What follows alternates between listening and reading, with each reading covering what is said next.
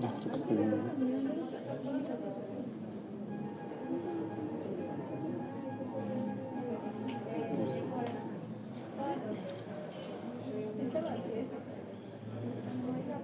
Pues no sé, muy bien.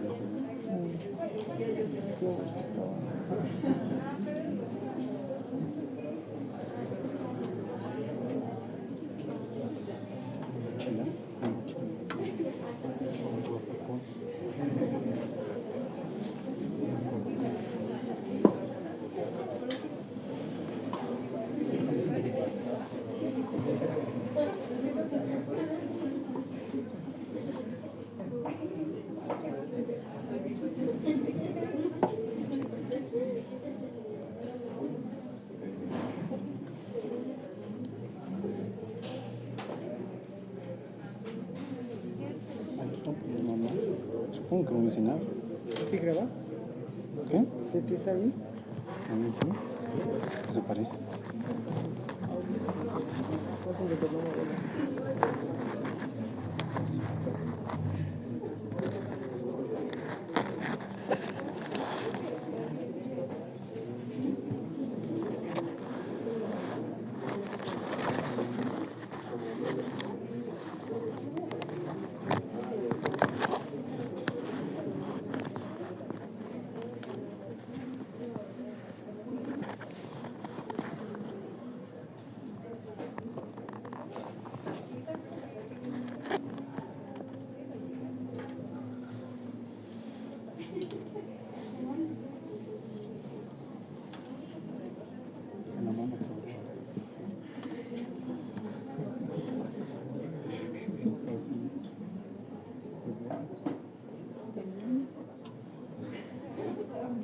Pero está bien.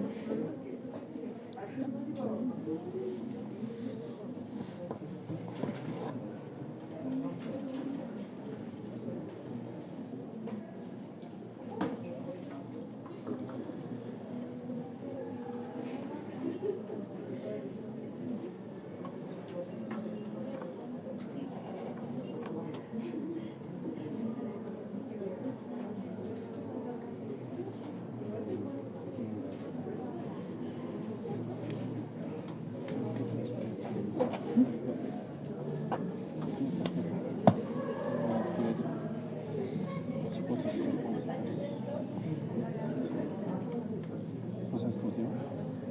¿Conoces?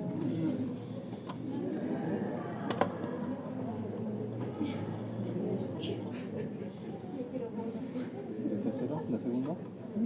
¿De segundo? ¿Qué? ¿Chiquita de segundo? ¿Un segundo alguna chica solita? Igual las temas.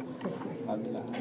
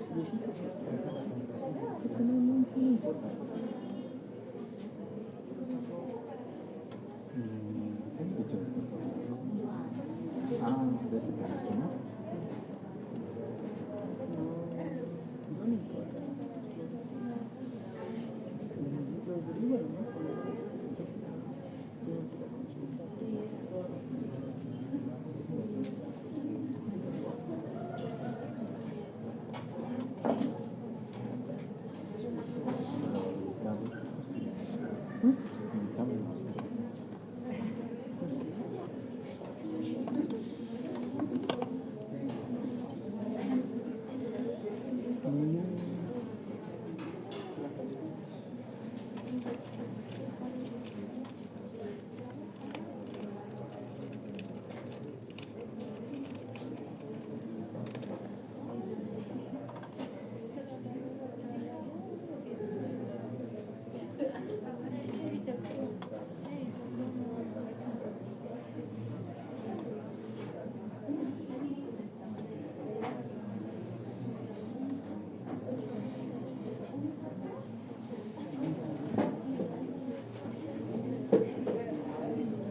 quedaría si todos los días estuviéramos hacer el coche. Igual. Se parece muy bien. Sí. A lo mejor que sea mi escritura.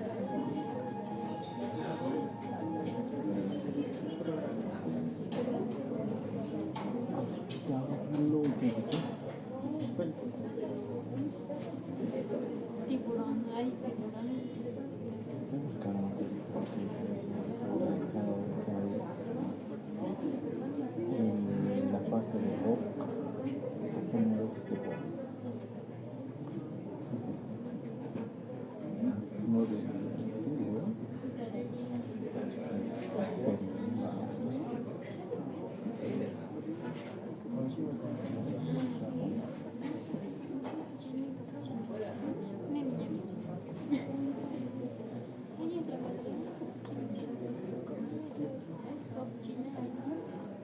una sala de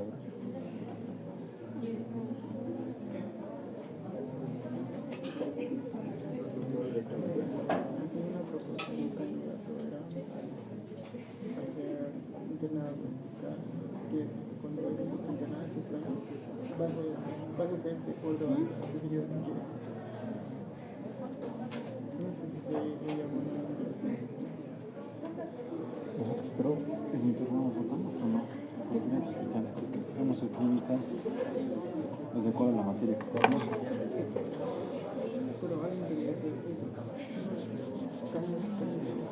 No tendría mucho sentido.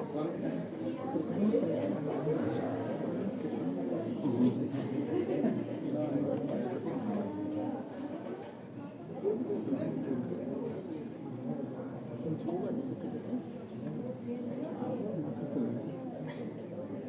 De venir aquí. Antes lo consideraban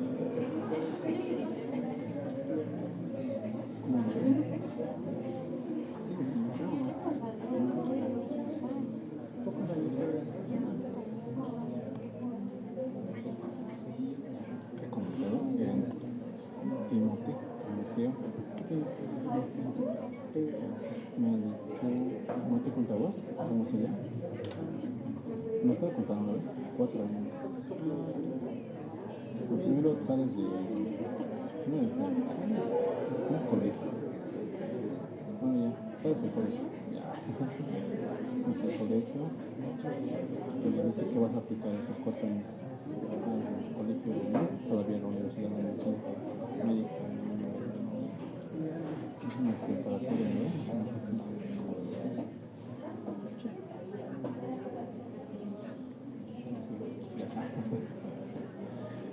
Y antes de entrar al medical college, entras 4 años para prepararte en base. Yo creo que pre, igual, materias de química, sí, en mi último año, hace 4 años. Después de eso, aquí tienes que tener requisitos. Sí, tienes que ser apto, o sea, pues no, ¿sabes? Cuando te valoran aquí, te aprueban, ¿sabes? De aquí otra vez te vuelven a valorar. Si eres apto, sus notas y demás. Y entras ahí así, en médica, la universidad de medicina. 4 años. O sea, son 8 años, ¿sí? Estudias 8 años. ¿tienes que regresar? Los gringos, no, sí, 8 años. Y después de una de estas especialidades, son 3, 5 años. Sería bueno. De internado, tal vez. Si tengo 2. 2 sería bueno. 2 de internado. Y un año bueno.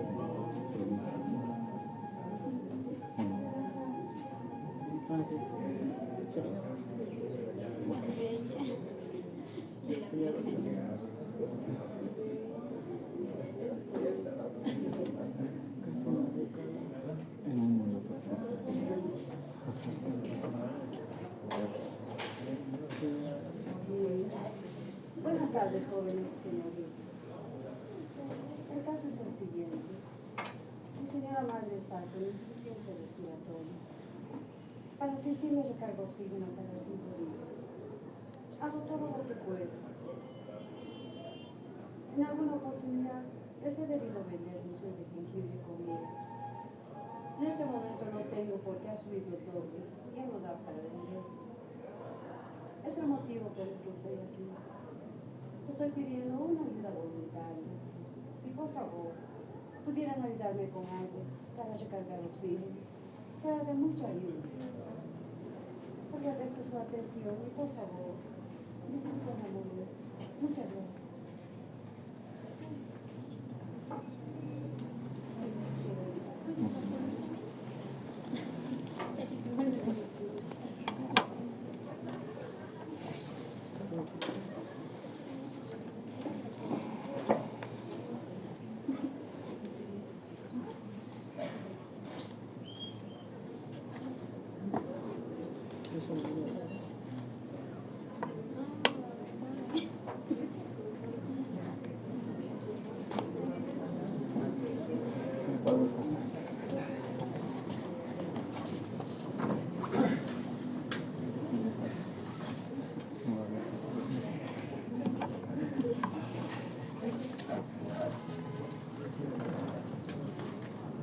¿Se puede conectar aquí? ¿Sí sabe? Sí se puede. Sí se puede. ¿Me ayuda? No sé quién me puede ayudar.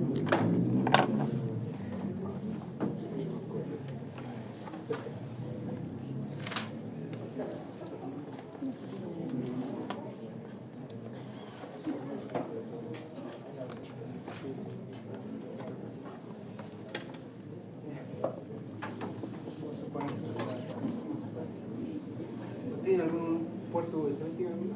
Muchas gracias a todos. Sí, gracias.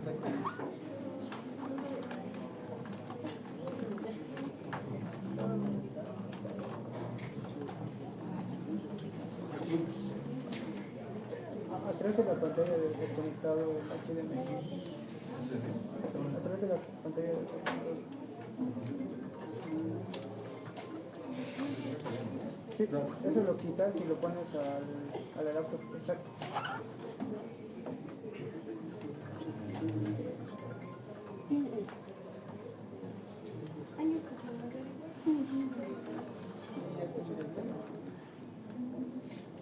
¿Cómo es, Jorge?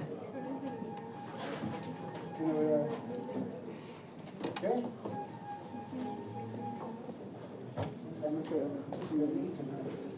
No puedo. Ya. Ya. Listo, dale. Chao.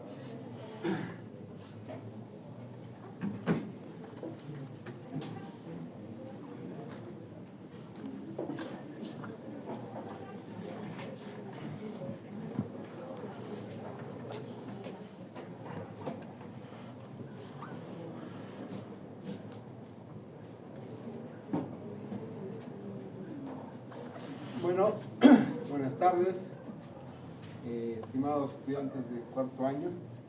Esta clase se las voy a pasar, seguramente algunos de los chicos que están acá lo voy a pasar. Si quieren pueden anotar, si no, no. Bueno, vamos a hablar un poco de fracturas, de lesiones traumáticas de pelvis y de acetábulo, ¿no? Vamos a hacer referencia principalmente a dos entidades que nos interesan, las cuales son la fractura de pelvis y la fractura de acetábulo. Lo más importante es un poco hacer un recuerdo anatómico, saber que la pelvis y el acetábulo forman una estructura que ayuda al soporte del tronco y de las articulaciones inferiores. Al mismo tiempo, existe una íntima relación con toda la cavidad abdominal y los órganos que están en la cavidad pelviana. Haciendo un repaso anatómico de la pelvis y el acetábulo, vamos a decir en cuanto a la pelvis que está formado por los dos huesos coxales y el hueso sacrocoxis, ¿no? A su vez, el hueso coxal está dividido en una región que es el ilion, otra que es el pubis y otra que es el isquio, ¿no? Haciendo un poco un repaso recordatorio de primer año. Como vemos en el gráfico, el ilion es la parte más superior del hueso coxal. El isquion está en la parte posterior inferior y nos ayuda a tomar asiento, digamos, y el pubis está en la región antero-inferior.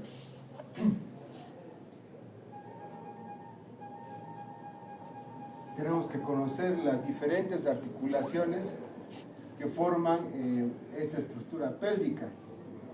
Tenemos la articulación sacroiliaca, que está formada por el sacro y el hueso ilíaco, la sínfisis púbica, que está a nivel anterior, la articulación coxofemoral, que es entre el hueso ilíaco y la cadera, y la articulación lumbosacra, ¿no? Que es la articulación entre L5 y S1.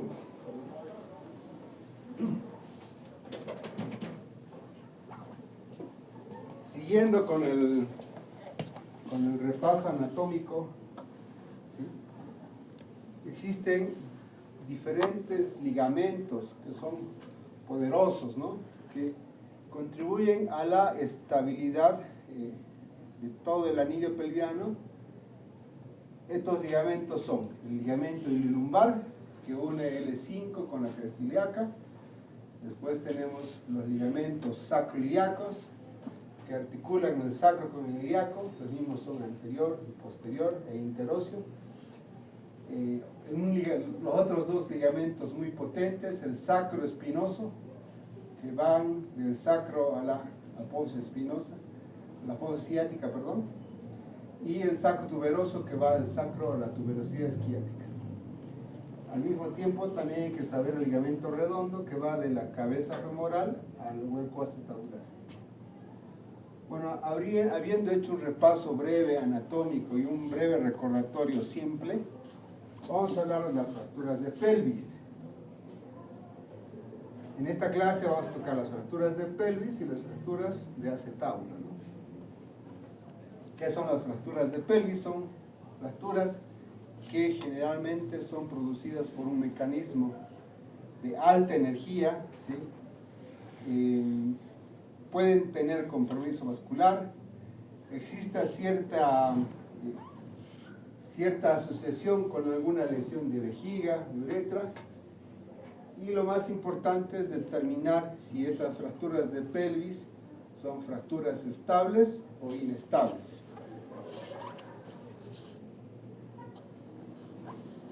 Epidemiología. Son del 3 al 8% del global de las fracturas. Como ya dijimos, está asociado a un mecanismo de alta energía, ¿sí? Hasta un 20% de estas fracturas de pelvis pueden llegar a tener algún compromiso hemodinámico, dado que existe una relación con grandes vasos y venas, ¿no? Están asociadas a un elevado número de mortalidad por el gran mecanismo de lesión que tienen. Pueden ser asociadas a otro tipo de lesiones concomitantes, como son el trauma craneal, trauma torácico, trauma abdominal y lesión en extremidades. Cuando hablamos de fractura de pelvis, no solo hay que pensar en la pelvis, sino hay que pensar en el global, tórax, cráneo, extremidades, ¿no? Es importante conocer el antecedente del trauma. Si el trauma ha sido de baja energía, si ha sido un trauma de mediana energía o si ha sido un trauma de alta energía. En relación al trauma de baja energía, son caídas de propia altura, caídas no tan significativas, ¿no? Que en algún grado pueden llegar a provocar una fractura de pelvis en pacientes de tercera edad, pacientes osteoporóticos, ancianos, ¿no? El trauma de alta energía está relacionado con accidentes automovilísticos, accidentes en ruta, interprovincial, nacionales. Y el trauma de energía, bueno, es algo intermedio. Es importante saber el antecedente del trauma, porque así nos ayuda a deducir qué tipo de fractura puede llegar a tener el paciente. En cuanto a los mecanismos de lesión, existen 3 mecanismos de lesión. Un mecanismo de lesión antero-posterior, donde la fuerza del trauma va de hacia anterior a posterior. Una compresión lateral, donde el mecanismo del trauma va por la región lateral. Y una traslación vertical, ¿no? Que es en este caso relacionado con traumas de alta energía. Y tenemos que conocer qué es el concepto del anillo pelviano. El concepto del anillo pelviano es una estructura cerrada y rígida, formada por los huesos coxales, el sacro y el coxis, ¿no? Podemos dividirla en una región anterior y una región posterior, ¿no? ¿Cuál es la importancia clínica del anillo pelviano? Si existe alguna lesión, nos provoca una disrupción, ¿no? Como vemos en el gráfico de la izquierda, si existe una sola lesión en un punto del anillo, podemos decir que es una fractura estable, ¿no? Cuando existe la lesión en 2 puntos y hay una disrupción completa del anillo pelviano, entonces ahí podemos decir que es una fractura inestable. Ya. Clasificación. ¿Cómo clasificamos las fracturas de pelvis? Se clasifican en 3 grandes grupos: A, B y C, en función de la estabilidad de la fractura, ¿no? El grupo A son fracturas estables, son aquellas fracturas. ¿Alguien tiene un puntero?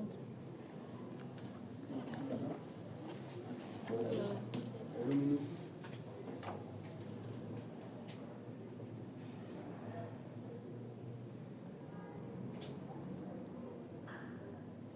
Bueno, por ejemplo, en las fracturas tipo A son fracturas estables.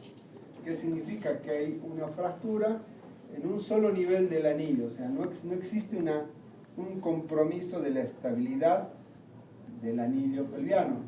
O son fracturas que se encuentran, por ejemplo, aisladas en el área ilíaca, o fractura que se encuentra en la espina ilíaca antero-superior, que no comprometen el anillo pelviano, ¿no? Son estables. La mayoría de las fracturas estables, las tipo A, son de tratamiento conservador. ¿A qué nos referimos a tratamiento conservador? Que reposo, analgésicos, son fracturas que tienen una buena evolución.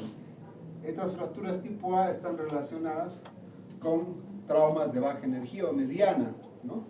Cuando un paciente, por ejemplo, una abuelita, no sé, su mamá se cae, se fractura solo en la ilíaca, solo una porción pequeña. Entonces, son fracturas que no requieren tratamiento quirúrgico, ¿no?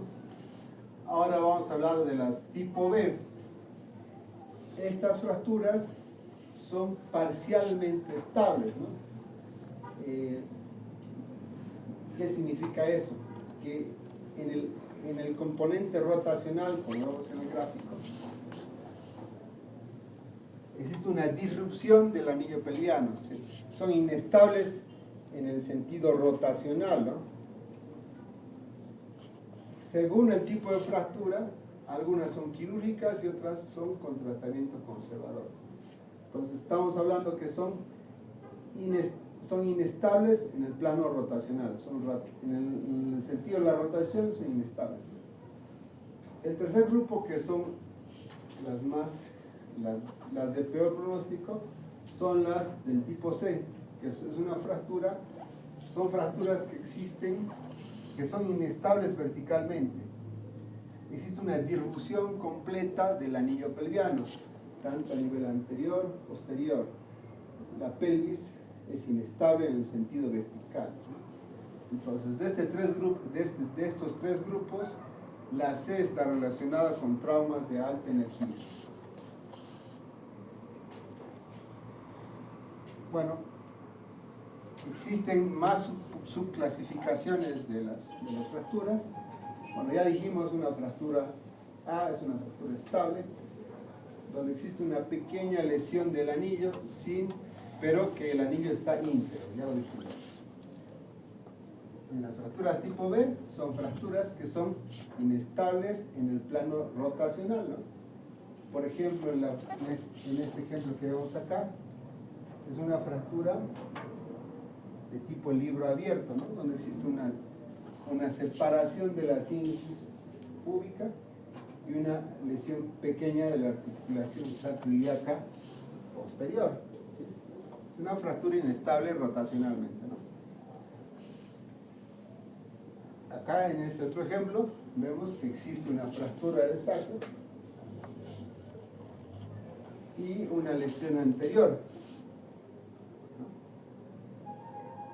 En este otro ejemplo vemos una lesión de la sínfisis pelviana y una lesión de ambas articulaciones sacroiliacas, ¿no? Son inestables en el plano rotacional. Algunos casos son quirúrgicos y otros no. Eso vamos a ver un poco más adelante.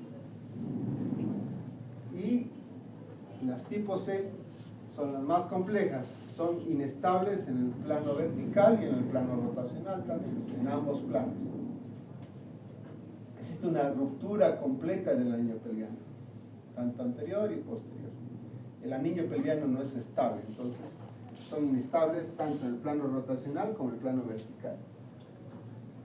Imagenología, ¿qué es lo que tenemos que saber con referente a qué estudios por imágenes se piden una fractura de pelvis? Básicamente los rayos, ¿no? Es algo que estamos ya acostumbrados a hacer, rayos. Tomografía, resonancia y gammagrafía. Eso vamos a irlo viendo más adelante. Si existe alguna lesión, tanto vascular, se puede asociar a un estudio que se llama angiografía, que nos ayuda a determinar la morfología del vaso lesionado, ¿no? Otro estudio que se puede solicitar es la uretrografía, que nos ayuda a determinar la morfología de la uretra, si existe alguna lesión en la uretra, ¿no? Y la colonoscopía lo mismo, ¿no? Para ver si existe alguna lesión a nivel del colon, ¿no? Este tipo de estudios se piden cuando existe una sospecha clínica de una lesión de una víscera, un órgano, ¿no? Bueno, vamos a lo que compete a traumatología, los rayos, ¿no? Los rayos tienen un costo, una disponibilidad y una familiaridad muy eficiente con relación a los otros estudios. Son estudios que ustedes pueden pedir en los diferentes lugares que vayan a trabajar. ¿Qué estudios se pide cuando uno sospecha de fractura de pelvis? Solicitamos una radiografía antero-posterior, una radiografía de entrada y de salida, que nos pueden ayudar en el diagnóstico y tener una sensibilidad y especificidad del 94%, ¿no?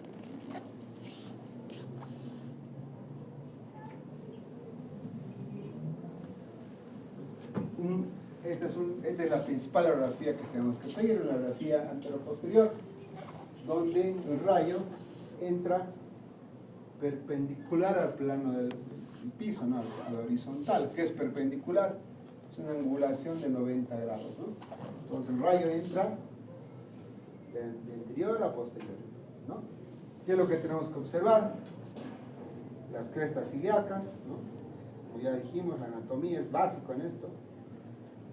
Observamos ahí la apófisis transversa de la quinta vértebra lumbar, la articulación sacroiliaca, ¿no?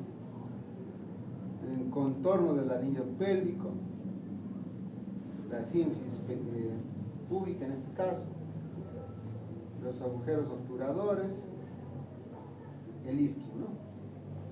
Es una radiografía antero-posterior, ¿no? Acá tenemos el segundo componente, que es una radiografía de inlet, se llama radiografía de entrada, ¿no? En este caso, el rayo entra con una angulación de 40 grados, ¿no? dirigido hacia caudal, ¿sí? ¿Qué nos ayuda a observarnos? Nos da una perspectiva del anillo pelviano, ¿sí? Si existe algún desplazamiento antero-posterior de la sínfisis pelviana, ¿sí? Nos ayuda a ver las ramas púbicas, ¿sí? Entonces, es una radiografía de entrada con dirección hacia el caudal y con una inclinación de 40 grados. La otra radiografía es una radiografía de salida, o también denominada Auler, ¿no? En este caso, el rayo igual entra a 40 grados y se dirige hacia craneal el rayo. Es una radiografía que nos ayuda a determinar también la sínfisis púbica, nos ayuda a ver si existe alguna lesión en el sacro, ¿sí? Nos ayuda a ver si existe algún desplazamiento vertical de la pelvis, ¿sí? Entonces esta es una radiografía de salida, ¿no? Los agujeros obturadores, el sacro, si existe algún desplazamiento hacia arriba o hacia abajo, en el plano vertical.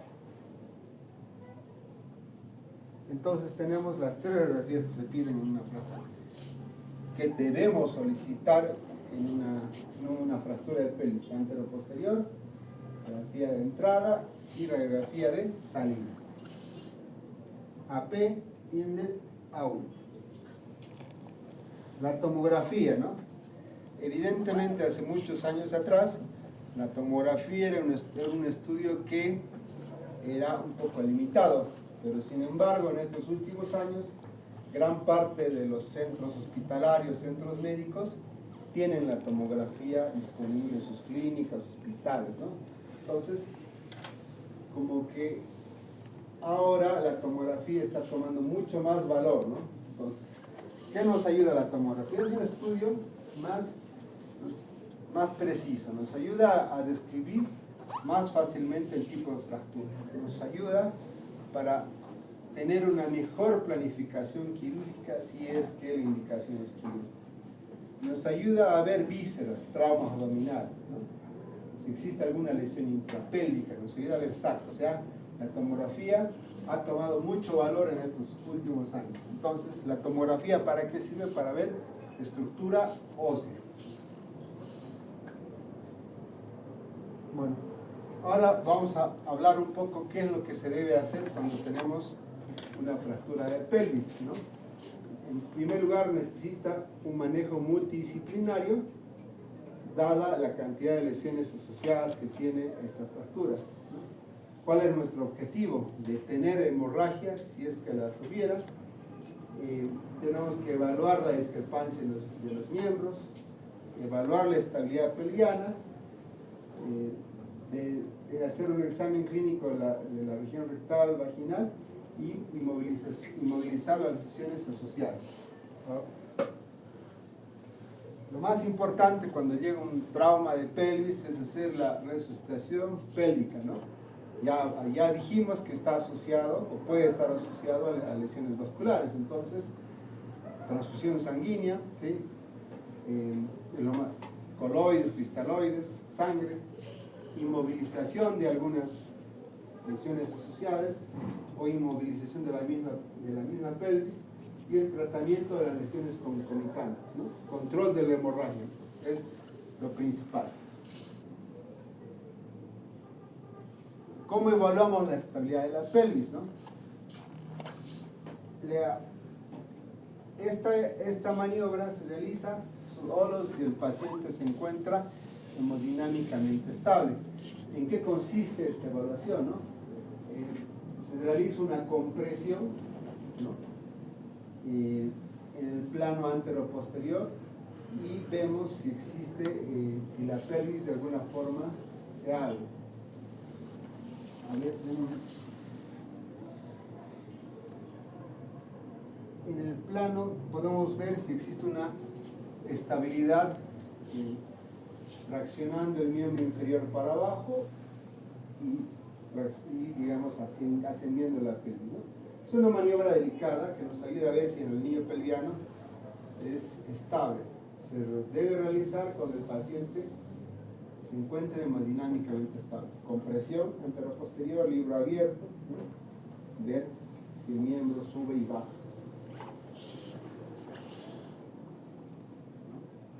Ahora, si tenemos una pelvis inestable, ¿no? Como vemos acá, tenemos un paciente inestable con la sínfisis púbica totalmente abierta, con sangrado. Entonces, ¿qué es lo que se puede hacer? Lo que se debe ver, hacer una compresión de la pelvis para detener el sangrado, ¿no? ¿Cómo se puede hacer esa compresión o esa reducción de la apertura o estabilizar la pelvis? Con una sábana pélvica, ¿no? Eso es algo que tenemos disponible en todos los centros, ¿no? Ya si tenemos un lugar más avanzado, se puede hacer una compresión con un clamp pélvico, ¿no? Que es un tutor que estabiliza la pelvis, que comprime la pelvis, ¿no? Entonces, el objetivo es detener el sangrado, estabilizando la pelvis con una sábana pélvica o en su defecto, hacer la compresión con tutores, con un clamp pélvico para cerrar la apertura pelviana, ¿no? Entonces aquí tenemos que tomar un concepto que es el control del daño. ¿Qué es el control del daño, no? Es una inmovilización transitoria y estabilización de la pelvis, ¿no? Que nos mejora el pronóstico, controla la hemorragia. Es una estabilización transitoria que se realiza con tutores externos o estos clamp pélvicos. Es una fijación percutánea, no es una cirugía abierta, ¿no? En forma percutánea se ponen tutores, clamps, y eso estabiliza la pelvis. Y al estabilizar la pelvis, calma el sangrado, y bueno, tenemos un paciente que se encuentra hemodinámicamente estable, ¿no? Ya cuando existe lesión de vasos medianos, vasos grandes, se puede realizar una angioembolización. ¿Qué significa? Esto lo hace el vascular, se hace un émbolo del lugar del sangrado, ¿no? Es importante que sepan esto. En Bolivia no lo tenemos disponible, pero sí en otros países es la angioembolización. Ahora, también si hay mucho sangrado y si el paciente no se puede llegar a controlar el sangrado, se puede hacer una laparotomía exploratoria y se puede colocar un PAC a nivel retroperitoneal, ¿no? El tratamiento, ¿no? Como ya dijimos, lo más importante es la estabilización del paciente, ¿no? El ABC, la vía aérea, vascular y circulatoria, ¿no? Ahora, en cuanto al tratamiento específico de la parte ortopédica, tenemos varias alternativas, ¿no? La tracción esquelética, los tutores externos, fijadores externos, y la cirugía, que puede ser una cirugía percutánea por cirugía mínimamente invasiva, o por una cirugía clásica, una reducción abierta y fijación interna.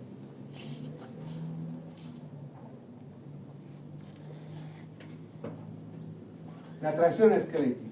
Ya desde tiempos pasados, ya la tracción esquelética antes se lo usaba en algunos casos como tratamiento definitivo, ¿no? Consiste en traccionar el miembro, puede ser una tracción supracondilia o una tracción tibial, ¿no? Se pasa un clavo a través del hueso con peso, se hace la tracción, ¿sí? Y con esto se provoca una reducción de la fractura, ¿no? Reduce verticalmente una fractura, por ejemplo una fractura tipo C, ¿no?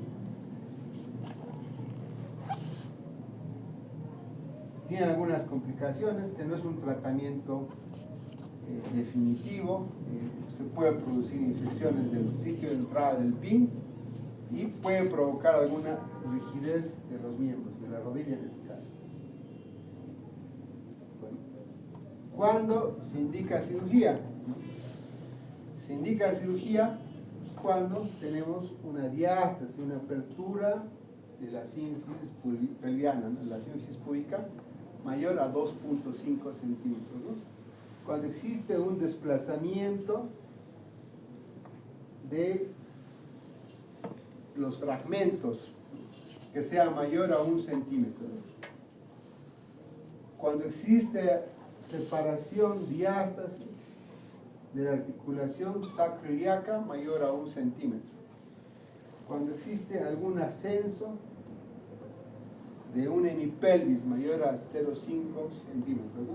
O sea, estos son varios criterios que nos ayudan a ver cuándo operar o cuándo no, ¿no? Estamos hablando de la clasificación tipo C y de algunas de tipo B, ¿no? Cuando una fractura es inestable, ¿no? ¿Qué alternativas tenemos, no? Podemos hacer la reducción de la fractura vía abierta con cirugía o vía cerrada. Ya podemos hacer la fijación, la estabilización definitiva de la cirugía con una vía abierta clásica o una vía percutánea, con mínimamente invasiva.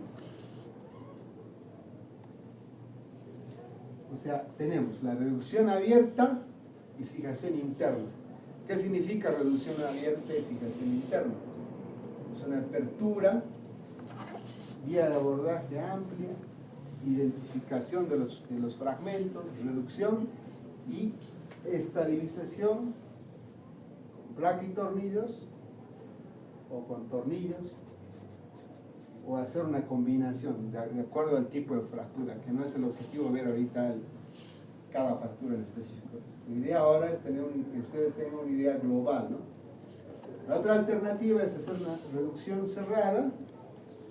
¿Qué significa? Reducir la fractura sin hacer una cirugía y hacer la estabilización con mínimamente invasiva, con tornillos aislados de la fractura, o una combinación de ambos. ¿Sí? Existen complicaciones, como ya dijimos, por la relación anatómica que tiene la fractura, hemorragias, lesiones geniturinarias, neurológicas. Pueden haber complicaciones tardías, secuelas neurológicas, neuropraxias, cuando existe alguna lesión de un nervio como el ciático mayor, ¿no? Dolor crónico, pseudoartrosis, que es la falta de consolidación de la fractura, cuando el foco fracturario no se consolida, discrepancia en la longitud de miembros, ¿no? Bueno, eso en cuanto a fracturas de pelvis. Ahora brevemente vamos a hablar de lo que son las fracturas de acetábulo, ¿no? Que es el segundo grupo que tienen mucha relación entre ambos, pero bueno, es un capítulo aparte de las fracturas de acetábulo. Igual, hacer un breve repaso anatómico de qué es el acetábulo, ¿no? Que se articula con la cabeza femoral, ¿sí? La conjunción del ilion, del isquion y del pubis hace el acetábulo. Hay que reconocer algunas estructuras anatómicas, ¿no? Como la superficie semilunar, ¿sí? La fosa acetabular, que es el área central del trasfondo acetabular, el reborde acetabular, conocer el labrum acetabular rodete que amplifica el reborde óseo acetabular,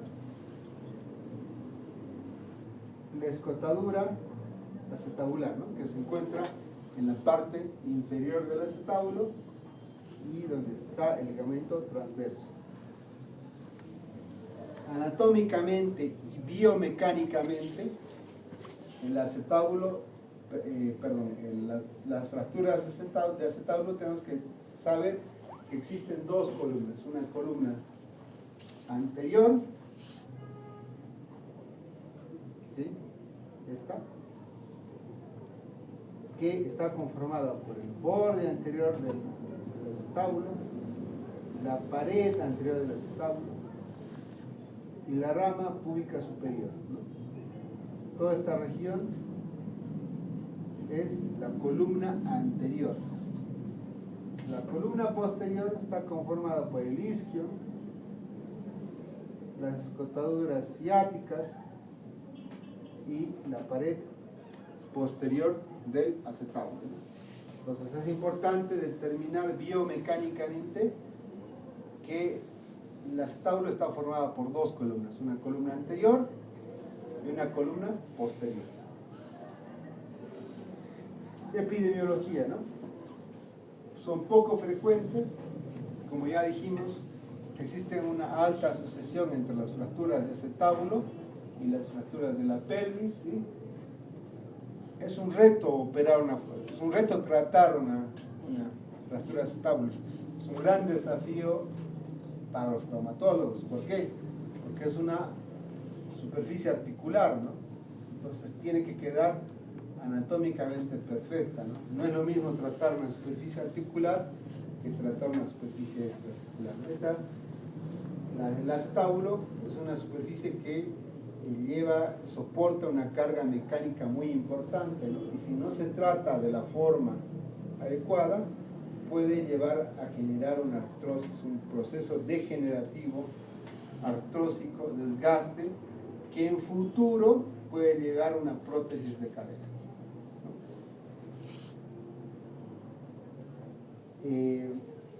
Bueno, un poco lo mismo, ¿no?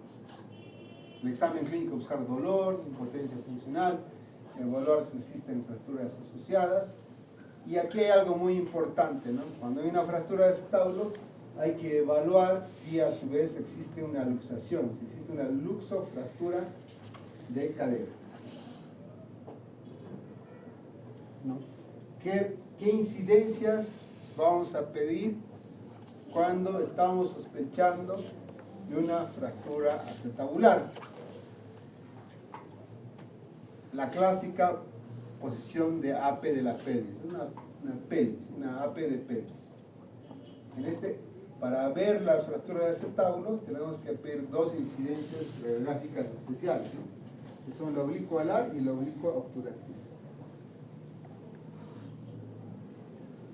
Acá tenemos una pelvis de frente, en donde vamos a observar, tenemos que ver las siguientes líneas pélvicas, así se las denomina, ¿no? Tenemos la línea ilioesquial, ¿no? Que va en esta línea azul.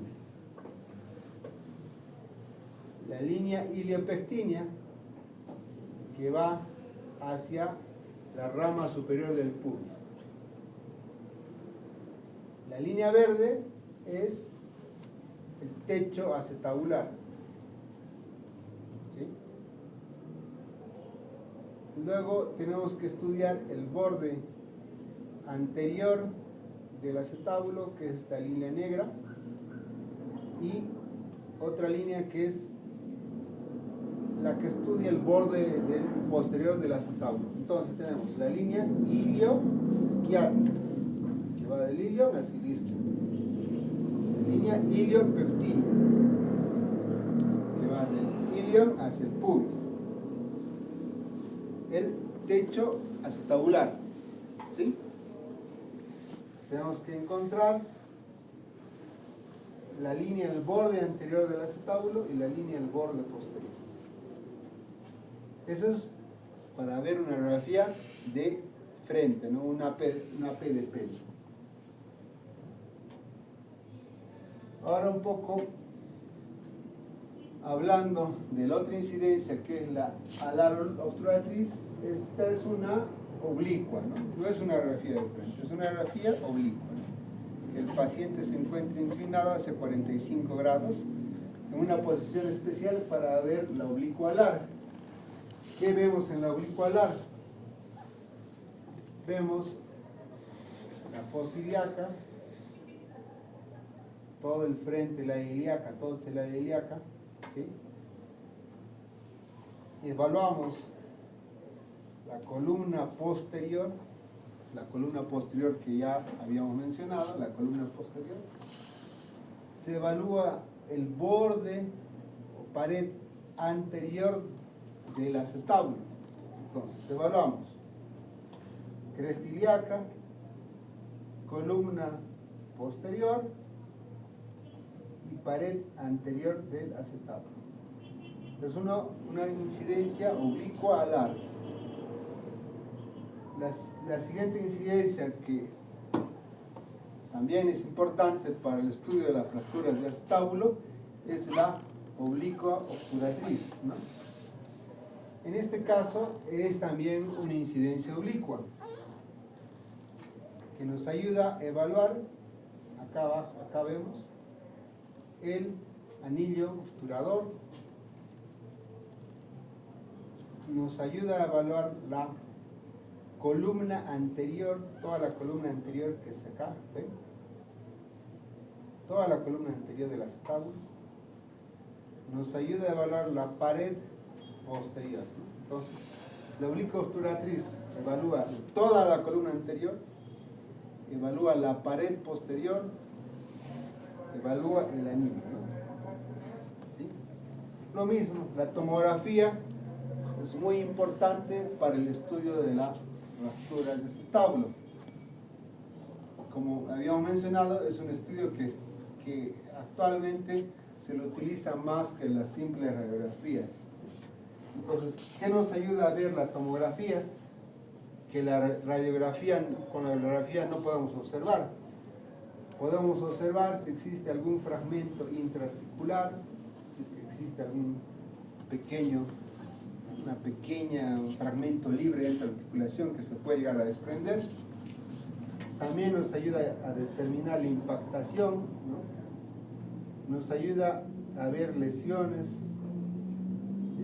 de la lámina cuadrilátera que está en relación con el trasfondo del acetábulo, ¿sí? Nos ayuda a evaluar que existe luxación cabeza femoral y si existe alguna lesión también asociada a alguna fractura de la misma cabeza femoral. O sea, la tomografía ahora ha ganado mucho terreno con relación a la radiografía, ¿no? Entonces, si tenemos un paciente politraumatizado, está bien, le hacemos una radiografía AP, pero hacer las otras incidencias, moverlo, aquí es un poco complejo, ¿no? Mejor llevarlo al tomógrafo y le hace un scan abdominopélvico, ahí vemos si existe lesión abdominal, si existe lesión de alguna víscera, y vemos con exactitud si existe alguna fractura de la pelvis o del acetábulo con más detalle. Nos ayuda a ver fracturas ocultas, todo, ¿no? Bueno, como todo en traumatología hay miles de clasificaciones, ¿no? Pero vamos a tratar de simplificar las clasificaciones de las fracturas de acetábulo.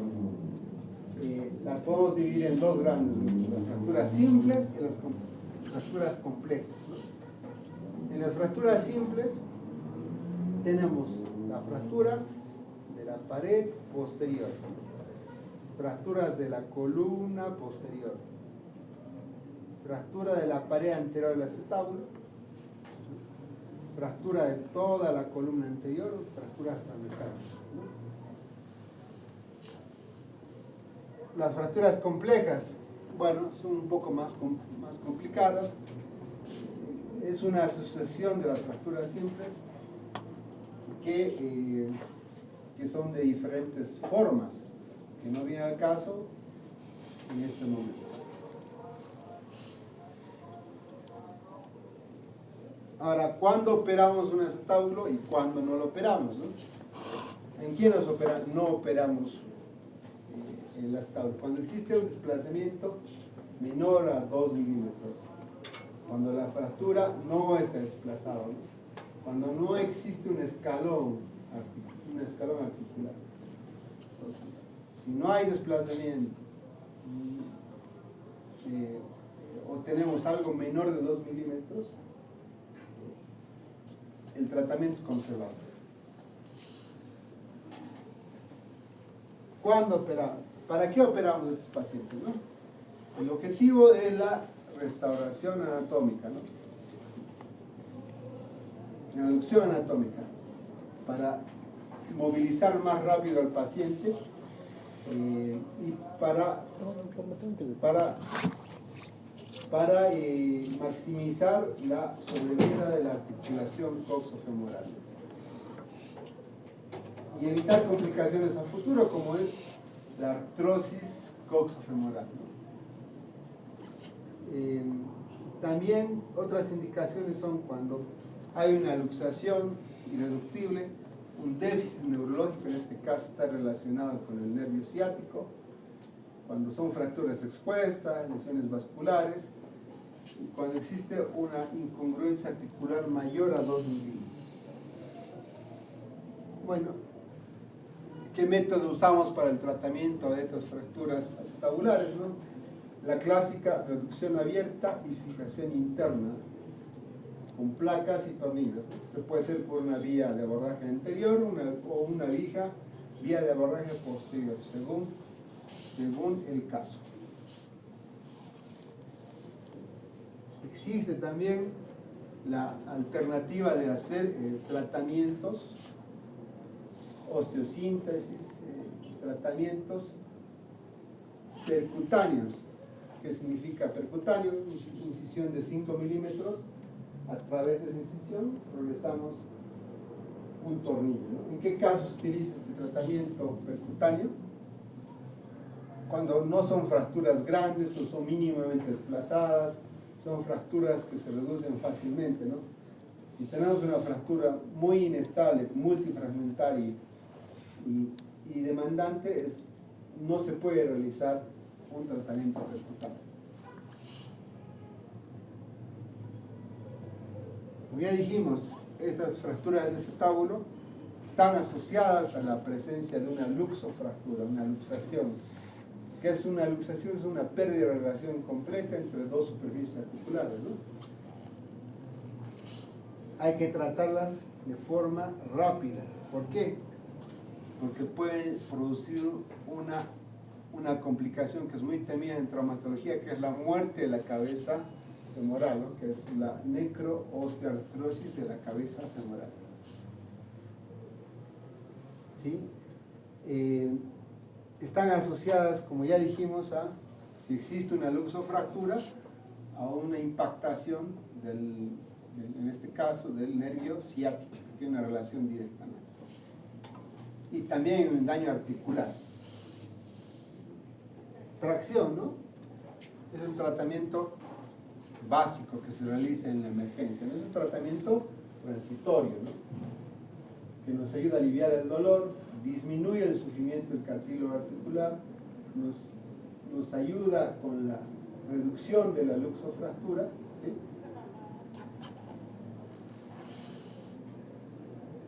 Bueno, entonces, ¿qué es lo que tenemos que saber? Lo más básico.